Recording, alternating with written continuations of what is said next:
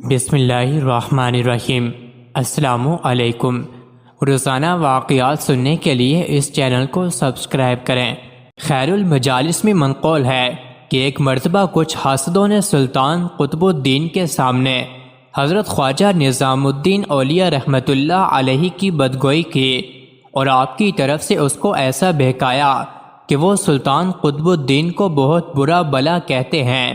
ان کو ایسا نہیں کہنا چاہیے کہ سلطان کی غیبت کرے اور پھر امراء سلطنت جو ان کی خدمت میں جاتے ہیں ان تمام باتوں کو سنتے ہیں، اور یہ لوگ جو بھی نظر و نیاز لے کر جاتے ہیں وہ بھی دراصل سلطان ہی کا عطیہ ہے۔ الغرض انہوں نے اس طرح کی باتیں کر کے سلطان کو اشتعال دلایا، اور اس ناعاقبت اندیش نے اپنے غرور سلطنت اور کمال تکبر سے حکم دیا کہ آج سے ہمارے لشکر میں سے کوئی بھی آپ رحمت اللہ علیہ کی خدمت میں نہ جائے گا اور کوئی ان کو نظر و نیاز نہ دے گا۔ پھر میں دیکھوں گا کہ ان کے دسترخوان پر طعام ہائے گونا گو کہاں سے آتے ہیں اور کہاں سے لنگر جاری ہوتا ہے۔ جب یہ خبر آپ رحمت اللہ علیہ کے گوش گزار ہوئی تو آپ نے دسترخوان اور لنگر کو دگنی وسعت دے دی اور ایک تعویذ لکھ کر خواجہ اقبال رحمت اللہ علیہ کو عنایت فرمایا کہ اس کو ایک طاق میں رکھ دو، اور جس چیز کی ضرورت ہو اس طاق میں بسم اللہ پڑھ کر ہاتھ ڈالنا اور نکال لینا۔ جب سلطان نے یہ واقعہ سنا تو نہایت شرمندہ اور متعجب ہوا۔ چشتیہ بہشتیہ میں منقول ہے کہ ایک دن سلطان قطب الدین خلجی کا خانگاہ نظامیہ کے آگے سے گزر ہوا۔ خلائق ہجوم اور ازدحام کو دیکھ کر پوچھا کہ یہ کون سی جگہ ہے؟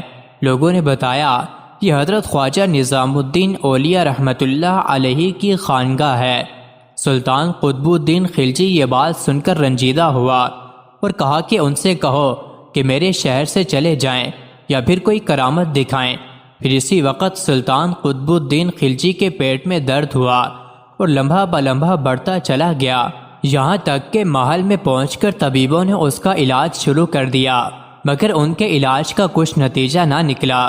تکلیف مزید بڑھ گئی اور کوئی دوا مؤثر نہ ہوئی تو سمجھا کہ آپ رحمت اللہ علیہ کی شان میں گستاخی کا نتیجہ ہے جو میں اس حال میں ہوں۔ سلطان قطب الدین نے فوراً ہی ایک شخص کو آپ کی خدمت میں بھیجا اور دعا کروانی چاہیے، لیکن آپ رحمت اللہ علیہ نے فرمایا بندے کو کارخانہ قدرت میں کیا دخل ہے۔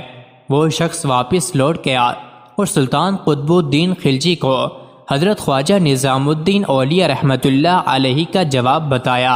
اتنی دیر میں بادشاہ کی درد کی وجہ سے اور بھی حالت تباہ ہو گئی اور ہلاکت کے نزدیک پہنچ گیا۔ جب بادشاہ کی ماں نے یہ حال دیکھا تو اسی وقت آپ رحمت اللہ علیہ کی خانگاہ میں گریہ و زاری کرتی ہوئی حاضر ہوئی، قدم بوسی کی اور اپنے فرزند کے لیے دعا کی التجا کی۔